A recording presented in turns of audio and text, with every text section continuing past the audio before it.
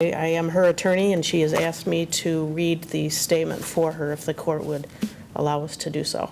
Certainly. What would you like us to know?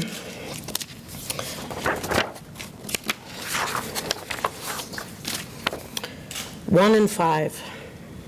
It's an all too familiar statistic. 1 in 5 women on American college campuses will be a rape victim at some point in their life. It is not a statistic that any young woman beginning her college career expects to be a part of. I certainly did not, nor could I have prepared for the impact it has had on my life since. The full extent of the impact of my experience is something that is difficult to define, as it has penetrated into every facet of my life. In beginning to explain the impact, I can tell you that I still remember how I felt as I laid on the bathroom floor of an apartment I had never been to before, and where I had no friends. I could not move, and all I could think about was that maybe if I laid there long enough, I would just die and it would all go away. In that moment, I wished that I were anyone else, and anywhere else. I was trapped in a nightmare state. I was found lying there on the bathroom floor by another MSU football player. I have no sense of how long I was there alone. Time was not real. I was nervous about how he would react, as I was aware of his friendship with Mr. King. But I knew I needed to be somewhere safe. I told him I did not want anyone to get into trouble. I just wanted to be safe because I knew there was no one else coming to help me. I watched as he ordered an Uber off of my phone, and when it arrived, he sat in the front seat chatting with the driver as I sat in the back with tears streaming down my face. Shortly after arriving back at my dorm room, he had me go to the bathroom to clean up. There I ran into another girl from my floor. Through my tears, I managed to tell her that I had been assaulted at a party. She got another girl from my floor to come back to my dorm room. The football player left, as he had practiced the next morning. The girl stayed with me as I cried myself to sleep on my futon with the lights still on because I couldn't shake the feeling of terror. It was those 2 girls who convinced me to go to the hospital the next morning, and they stayed by my side holding my hands as I sobbed. I've never felt so vulnerable. Nothing but a flimsy hospital gown covering my body as a nurse examined me from top to bottom and asked questions about that night. Bodily samples and photographs were taken for the kit. I was given a shot and pills, lots of pills, even HIV prevention pills. The nurse said my risk was increased since I was on my period. My whole body hurt and I felt sick to my stomach. I had to take pills every day for a month. Those pills made me feel like I was dying. Telling my parents was one of the worst parts. That made it real, seeing their pain like that. I wish I could make it go away. Life really never goes back to normal after that. Every time I left my dorm, my senses were on high alert.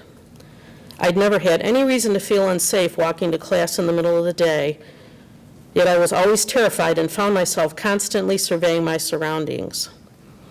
I started to have friends walk with me to class and to work when they could.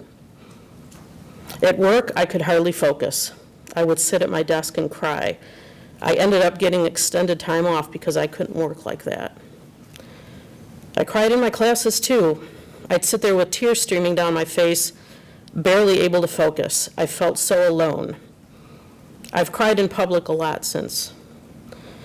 I've cried even more in private, sitting on the floor rocking, hardly able to breathe or see as I fought off a flashback or intrusive thoughts as I've been left suffering from post-traumatic stress disorder. I became terrified to sleep because of the persistent nightmares. I clenched my jaw so hard in my sleep that I ruined my retainer in well under a year. I accepted the plea deal for the sake of my own mental health and to be able to move on from this criminal case. I want to be able to put my life back together again. My wish for these defendants is that they come face to face with all the pain they've caused for myself and those I love, and that they face it with some level of humanity and empathy. It's my hope that my case would serve as a message of deterrence to prevent anyone else from thinking they have any chance of just moving on after crushing an innocent person. Unfortunately, though, this plea has allowed all three defendants to avoid admitting to what really happened that night. It's heartbreaking to admit that I have zero confidence that a significant level of deterrence will come out of this. To close, I want to thank all of those who became heroes to me throughout this case. I could not have done it without each and every one of you, and I'm grateful every day. For my wonderful family and legal team who have stayed unwaveringly supportive and understanding. For my incredible friends who helped me remember how to feel safe again and shared in my struggles and frustrations. For the two girls who found me that night, who stepped in to help even though we hardly knew one another. And for the MSU police, who put countless hours of work into this case and have always been helpful to me. Thanks to all of you. Your Honor, I do also have a very short statement from her parents, if you would indulge me. I will, and I want you to tell her she needs to really leave her tears here.